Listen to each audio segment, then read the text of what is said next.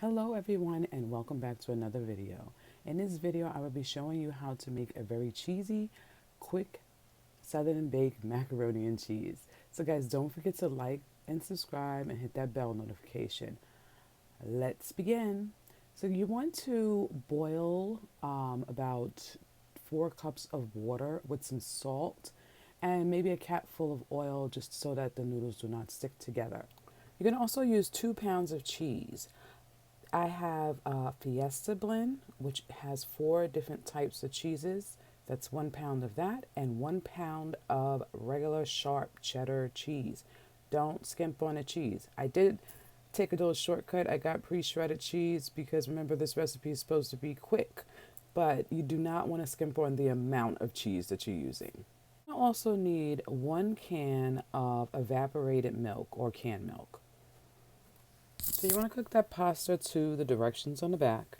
And because everybody's pan is different, you should have some extra cheese on hand just in case your pan needs a little extra cheese. You don't want to leave any empty spaces. So here I'm putting on our Fiesta blend and I'm going to make sure that it's evenly sprinkled on all of the pasta. And then from there, I'm adding on the sharp cheese. So again, I'm making sure that it's evenly spreaded, giving it a generous amount. And that is really, guys, the key to this recipe. It is a layering technique. There are so many different macaroni and cheese recipes, but this one is, I find, the quickest. You're just layering the cheese. If you make sure everything is evenly distributed, you should have some really cheesy macaroni and cheese.